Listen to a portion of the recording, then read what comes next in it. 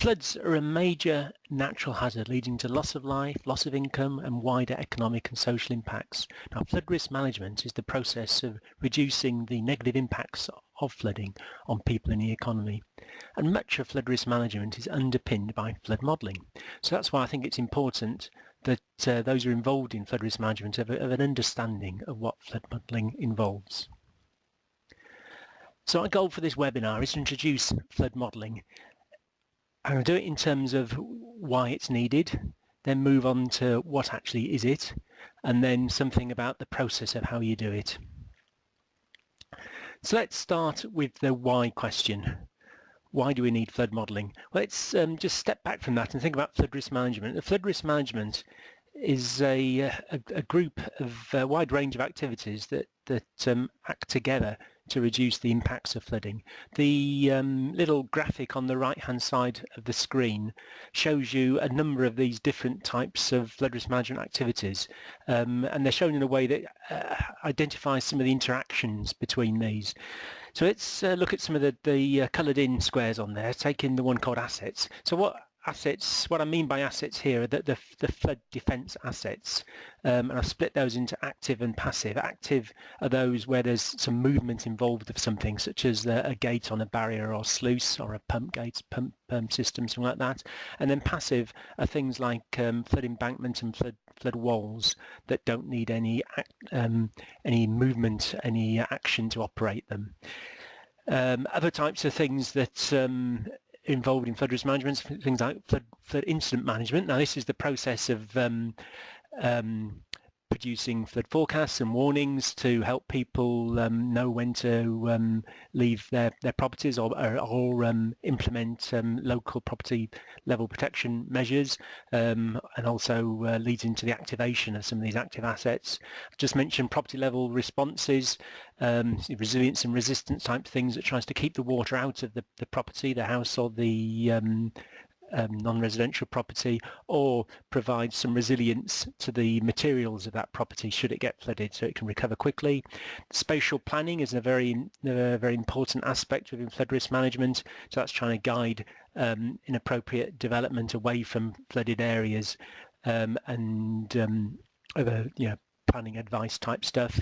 Community engagement and awareness raising, very important, so people understand, have got some understanding of their likely flood risk and can take actions against it, and a whole host of other things you can see there. The graphic doesn't show all of the activities in flood risk management. Now most, if not all of these, are underpinned by flood modelling, so let's just talk through a few of those. Start with the top light green one on flood incident management. So the flood forecasting process, trying to predict when particular areas could flood, is underpinned by flood modelling. And also, so this could include in rivers and the coastal areas predictions of water levels, or it could include predictions of particular areas that would be flooded sort of onto the floodplain. The assets aspects are again the design, appraisal, and some aspects in maintenance, particularly prioritisation of maintenance, can be underpinned by flood modelling, because it's giving you ideas of what the maximum or what the extreme water levels could be. It's also used in the appraisal process, where you want to assess whether it makes economic sense and other non-economic measures to assess whether it's sensible to go forward with particular flood risk management options. So you look at options which for an asset measure could be new defences or raised defences, new barriers and things like that. So flood risk management, flood modelling helps you appraise those different assets by telling you what the risk would be with those assets, with and without those assets in place. And then you can do some sort of benefit cost analysis of those. Also helps you understand the design criteria for those assets by coming up with water levels in the rivers for different probabilities of events. Thinking about the property level responses, so flood modelling can help you understand the likelihood of flooding to certain depths at certain locations, which can then help you assess whether property resilience measures are appropriate. Spatial planning, all the flood zoning mapping, flood map zoning stuff that is generated helps you decide on the planning guidance that you need to apply. So that's in the absence of fantastic long history of flooding under the current that are relevant for the current condition, you need to use the modelling to generate those flood extent maps. And then, community awareness raising, again, it's usually through flood mapping, which is driven from the flood modelling. There's other ways there's other important aspects of community awareness raising that's required, but a lot of it's underpinned by having some prediction of what areas would flood. So you can see just from these set of examples I've shown here that flood modelling underpins a lot of these flood risk management activities. So it's moving on to the what part of the presentation. So what is flood modelling? So flood modelling is using, most frequently, it's using computers to predict what the water levels would be in the rivers, on the floodplains, and predict flow routes, flow depths, velocities, and this type of things. It's modelling, which means it's only an approximation of the real world, and there's various types of models that can be used that range from very simplistic approaches. The most simplistic is perhaps a water level on the coast and just horizontally projecting that across the land in the hinterland, through to very, very complicated mathematical multidimensional approaches, but they're still models. They're still only an approximation of the real world, and we've got to keep that in our minds. What I'm going to focus in on today is one-dimensional, two-dimensional, and linked 1D, 2D modelling. I'll explain what those terms mean in the next few slides. Let's start with 1D modelling. So this is where it solves what's called the one-dimensional equations of flow in channels, which there's a term called the Saint-Venant equations that's used to represent the 1D version of those equations. So it's solving those at a point, and I'll explain what a point means in the slide after this one. So it's solving it at points within the river system, and it can also solve it for structures that affect flow, particularly in the river. So these could be things like weirs and bridges and sluices. And on the screen at the moment, there's a list of a lot of the types of things that can affect the flow within a river. The little symbols on here are actually showing the units, as they're called, within the Flood Modeler Pro and Flood Modeler Free software. So these are the building blocks you've got within that software to represent things that affect the flow in the 1D. So there's lots of weirs on there, river cross sections, culverts, junctions to join bits of channels together, flood cells or reservoirs. There's various boundaries to look at to tell it where the flow comes into the system and how the flow comes out of it. There's what else we got here? There's pumps, there's bends, inlets and outlets to culverts. There's various types of weirs and sluice gates, and bridge units within there, and blockages within some of these structures. So there's some of the building blocks you've got. This is what, as I say, this is what's in Flood Modeler software. Other software has got similar building blocks to help you set up the model of the system. Now, the main part of this, so I'm focusing on fluvial modelling, the main part of the system is usually going to be the river.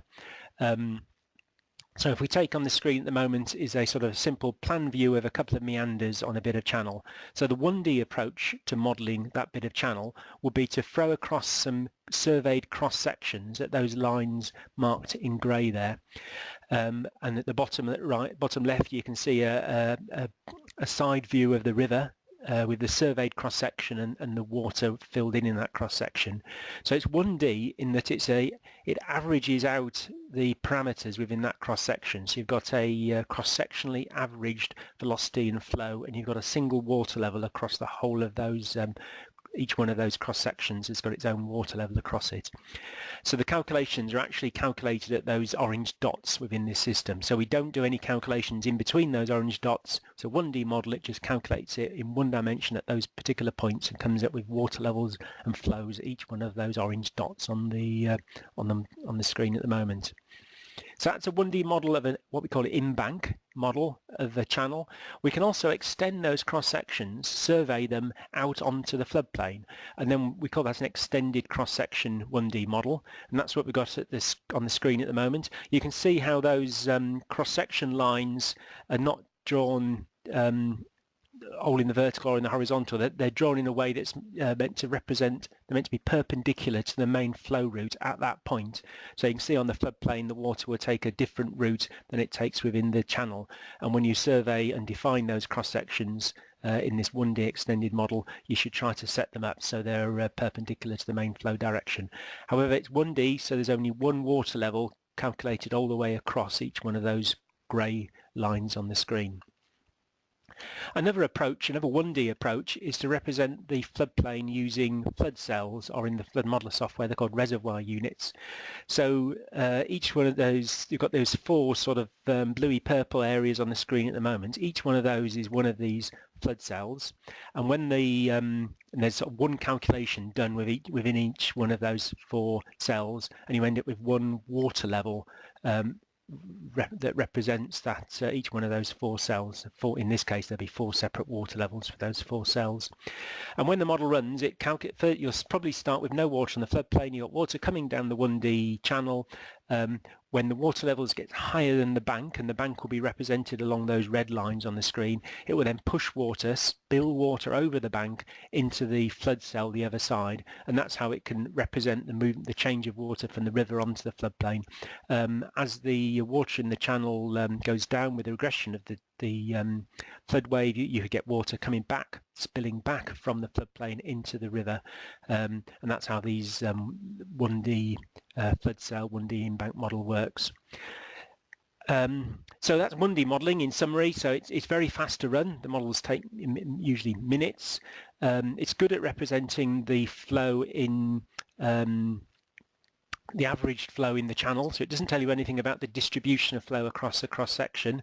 So it's less good for really big channels, but for a lot of the river systems where you're only interested in a single water level, it's a good way of calculating that water level in the river and the averaged flow rate in the river. It's good at representing some of these point features such as bridges and weirs and sluices, and in certain circumstances it can be good enough for producing for the floodplain, producing flood mapping on the floodplain. There's a bit of work involved in doing that, because you then need to get water levels across those cross sections, and then you need to create a surface in the water and then intersect that with the terrain model. So there's a bit of processing required, and it won't be particularly good in sort of urban areas or complex flow routes on the floodplain. You need to have some idea of the flow routes on the floodplain to set up your model in the first point, and it doesn't give you any velocity distribution on the floodplain, so it's less good for calculating hazard ratings and that sort of things. So let's move on to 2D flood modelling. So 2D modelling represents solves what's called the 2D equations of flow, the shallow water wave equations. There's a number of mathematical ways of solving these equations, a range of these. Within Flood Modeler, it uses what's called the full 2D solver, so it's solving most of all the terms in those equations, and there's a couple of approaches which have got these acronyms ADI and TVD, which you may hear about, that in Flood Modeler and also in some other flood modelling software have got the same approaches. It's calculating water depths and velocities on a grid or mesh basis. So a grid is usually sort of squares, mesh could be triangles or other irregular shapes to represent flow. It requires, when you're modelling the floodplain with 2D, you need to have a digital terrain model, which could come from LiDAR or other remotely sensed or ground survey data. And if you're modelling the channel in 2D, you need to have the bathymetry of the channel, not just cross sections. You need to have the elevations of the channel bed all the way across it. So this is a simple sort of view of a 2D everywhere model. So we've got the same plan view of the channel, and we've got the floodplain in there, and in this case I've just imposed a very simple square grid on both the channel and the floodplain, and then it will you'll give it the inflows coming into the system, and it will calculate how the water goes through that channel and then comes onto the floodplain. So that's 2D everywhere. The pros and cons of 2D flood modelling, it's you don't need to predefine where the flow rates are, because the software will calculate that for you. If you're using a square grid, a regular mesh, it's very easy to set up. If you're using a mesh that's where the sizes of the elements vary, it's harder to set up. You need to go through the process of generating that mesh. It's likely to be a more accurate approach than the 1D, particularly on the floodplain. If you've got the resolution and the depth and the bathymetry within the channel, it can be more accurate there, but if you're not so much interested in the actual distribution of flows within the channel, it's more how it affects the water levels which then flood onto the floodplain. Perhaps it's not necessary to do the 2D in the channel. Gives you the velocity distribution on the channel, and that's the diagram on the right here, shows some little velocity arrows all the way across that sort of bypass of the meander that's been calculated from a 2D model. It's much slower to run than running 1D. Yeah, typically these models take hours or days to run. Some can move into many days to do simulations. It's not so good at modelling some of the point features such as bridges and sluices and weirs if you've got to use the fundamental 2D equations for that. And as I said, if you're going to model the actual channel itself, you need to have a very fine mesh or grid within that channel in comparison to what you've got on the floodplain usually. So you may have gathered from that the 2D is really good on the floodplain, and the 1D is in many cases the best approach for the channel. So therefore a lot of the modelling nowadays, the detailed modelling, is done using linked 1D 2D models, where the 1D domain covers the channel, and then the floodplain is covered by the 2D domain, as shown in the little image on the top of the screen here. And this is another view of that. So here we've got the same plan view of a river and a bit of a floodplain. We've got the channel in 1D in this case with those orange dots where it does the calculations.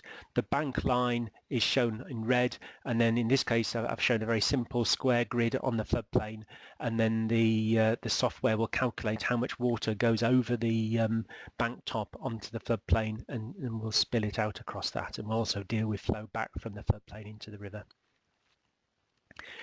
In some cases you don't want to have just 1D or just 2D or just 1D 2D linked. You want to, where you've got the floodplain 2D, the river in 1D, sometimes you want to have a mix of these things to better represent the area you're modelling. And this shows sort of a hypothetical example of that, where we've got the in-channel flows modelled using 1D. On the bottom of below the river, south of the river here, we've got part of it modelled using 2D, because perhaps that's an urban area and we want to get the flow routes right around that urban area, because that's where a lot of the potential damages are, and therefore the savings, the benefits if you put in a scheme. The bottom right, we've got a 1D flood cell, because perhaps we don't need to have the detail of what's happening in that area, but we want to make sure we get the volumes right. And then north of the river, we've just got extended 1D sections, and that's because we want to make, perhaps it's just fields in that area. We want to make sure we get the right translation and transgression of the hydrograph down that river valley, but we're not that interested in the particular flow routes on the floodplain. So if you've got a system that allows you to mix together different ways of representing the flow on the river and the floodplain, that gives you that flexibility to set up systems this way. So that was talking about the what is modelling. Now let's talk a bit about the how. How do you go through the process of setting up and running models? I've simplified it into just these 4 steps for the purposes of this webinar. The first step is understanding the problem and choosing your modelling approach. Step 2 is obtaining the data and building up your initial model. Step 3 is then testing and calibrating and making sure you're happy with that base model. And then step 4 is undertaking production runs. And it all depends on what the objectives of the project are, what those production runs, but they could be to look at the residual damages for a range of different flood risk management options, so you can then go through an appraisal process. So let's talk about those in a bit more detail, starting with the first one on selecting the best modelling approach. Now this is key, this is very, very important, this first step. And there's a number of things that need to be thought about to plan out the work, technically plan the work. The top one is the objectives of the overall project. What are we trying to do? Are we trying to produce flood maps? If they're flood maps, do we want them to be more accurate in urban areas and to be less accurate in rural areas? If it's going for a flood risk management scheme appraisal, we need to understand all of the different things that will need to be assessed, and again think about the accuracy and how the accuracy could change in different locations. So there needs to be a lot of time understanding the objectives of the work. Then we need to think about what the flood characteristics are in that area, or the potential flood characteristics in that area. If it's steep channels, flat channels, if there's flows in and out of the floodplain around rural areas, if there's interactions of different sources of flooding and things. We need to know what type of data we've got and what the quality of that data are. I'll talk a bit more about data later on. And we also need to know how much time we've got to do the work and what sort of budget we've got available, and what software skills and within our staff we've got, and the actual software tools we've got available. And it's all of those things together that helps you decide on what's the approach and plan out the work. And mistakes that are made at this time in choosing the wrong method will ripple all the way through the subsequent work. So it's worth spending time getting this right and getting the whole team together to really understand the scope and how we're going to deliver on this particular modelling exercise. So a big decision within that is actually selecting the modelling approach, and this is more important than selecting the software. Selecting the software is a secondary thing. The first thing is really to work out what type of modelling approach. So there's on the screen at the moment some suggestions, recommendations for the most usual types of approaches for different objectives. So if we're producing a flood forecasting model, runtime is really important. And usually a 1D model is most appropriate if we want to generate water levels within a probably lowland river system. A 1D approach is most appropriate. If we're doing flood mapping, it's likely to be this 1D, 2D approach, where probably got the river in 1D and the floodplain in 2D, where we want to be creating these flood maps with good accuracy. In some cases, you can use 2D only for the flood mapping, don't represent the river using 1D, and the term generalized modeling has been used for this in some places. This is generally less accurate than the linked 1D, 2D, but it allows you to do large areas relatively quickly. If you're doing a study on sort of the control rules for sluice gates or for barriers or for pumps and things, and you want to run a series of runs with different scenarios and try changes to control rules and things to keep water levels in bank, then it's likely that a 1D approach is going to be most appropriate. If you're going through the design of different asset-led structural type responses, then it's likely that you may want to have both types, both 1D only and 1D, 2D linked modelling as part of that process. The 1D, 2D linked will give you the flooding on the floodplain in the do nothing scenario, and can look at residual flooding for some do something scenarios, whereas the 1D only modelling allows you to come up with design water levels in the channel and allows you to assess the a larger number of options, because it can be run very quickly, but doesn't give you this details of the flood depths on the floodplain. Then the last point on here is about breach analysis, where we've got a defended area. We want to see what would flood if there was a breach in that embankment, and generally that's done with 2D only modelling. We probably start with a water level that's from other studies on the floodplain, or a hydrograph on, water level, a hydrograph on the river, and then we spread that across the floodplain at the breach location, and usually it's 2D only is used for that. As I mentioned earlier, data is key to this, and there's a wide range of data that's required for flood modelling. Here I've summarised some of those different types of data. So if you've got a 1D model, you need cross sections across the river. If you've got a 2D model of the river, you need full bathymetry of that channel. You need information on the point structures, the bridges, the weirs and the sluices. You need the photos of those preferably, and some key dimensions taken off those, elevation information, also dimensions of those structures.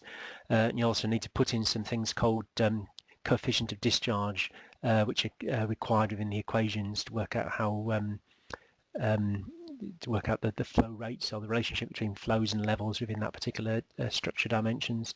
On the floodplain, you need topography.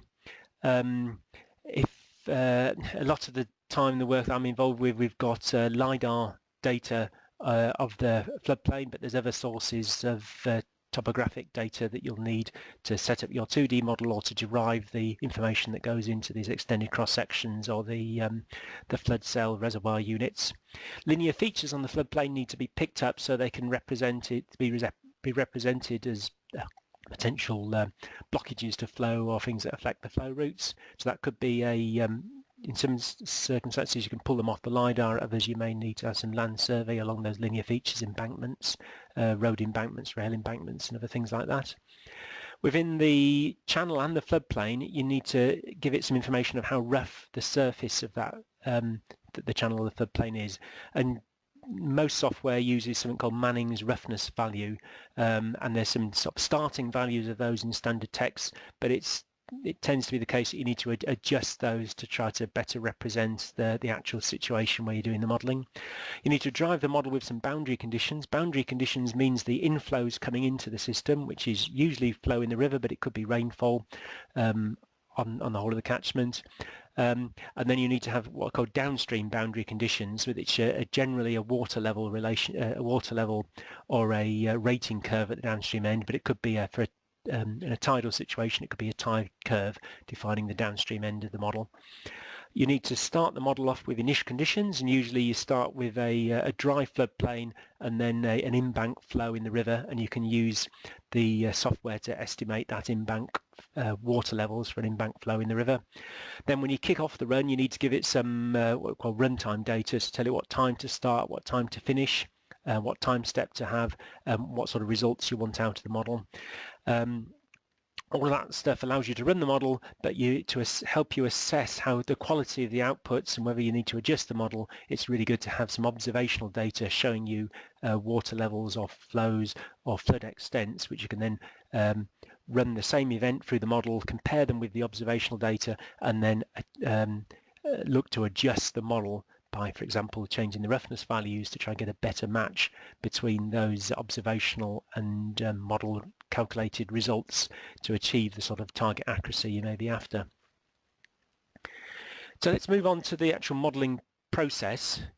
Generally people are using specialist modelling software to build and run the model. When they run the model, they could be doing the simulations on their desktop or laptop computer. They could be moving the simulations across a cluster of computers, CPUs or GPUs in your office, or you can push the simulations up onto very remote systems onto the cloud. We've got a system called Flood Cloud that allows you to send your simulations up to, in our case at the moment, the Amazon cloud to do this work and use your computer for something else, looking at results or setting up other models or some other work. The most important thing in the modelling process, in my view, is to check the outputs. It is only a model. You're given it incomplete data. You need to check that the outputs make sense. There's a number of ways of checking outputs. There's various graphs such as time series of water levels and flows you could look at, long sections along the river to look how that varies over distance.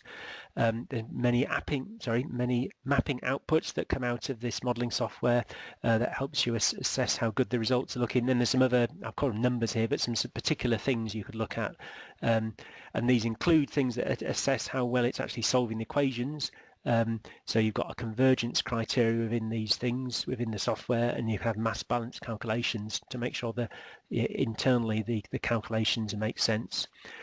Even if you've got great mass balance and great convergence information, you could still have problems with the results. So as I said, try to compare the results against observational data, and if you've got lots of observational data, you could split the data and do some as a calibration exercise where you vary the model, then rerun it with a new event and validate that the model is still representing those validation results sufficiently well.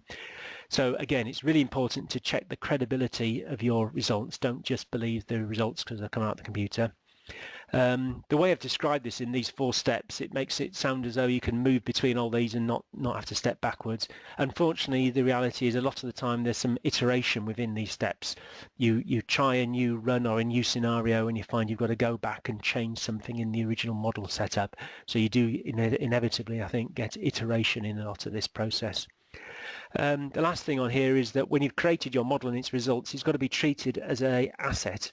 And by that I mean it needs to be looked after. All the data needs to be managed. It's got to be well documented. It has to be stored somewhere so that other people can pick it up and retrieve it and use it for future projects. So to sum up, flood modelling is really important for many aspects of flood management. There's a range of approaches that can be applied within flood modelling. I've talked about 1D, 2D, there's other 3D modelling, and there's physical models that could also be used. It's important to select wisely which of the approaches you're going to use. There's a lot of things that's dependent on, particularly the objectives of the study and the flow and flood characteristics of the area you're trying to model. Linked 1D, 2D modelling tends to be the most useful, most used at the moment for detailed analysis.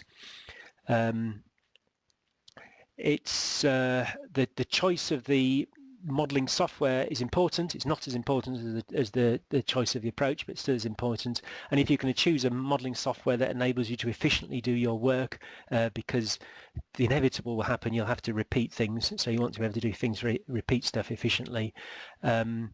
The software that my firm produces, Flood Modeler Pro and Free, are an example of a flood modelling system that allows you to efficiently model using a range of these options, 1D, 2D, 1D, 2D linked. There's other solvers in there, such as the FAST approach within flood modelling, which is a simplified solver, and it also links through to other solvers such as the 2Flow software and SWIM.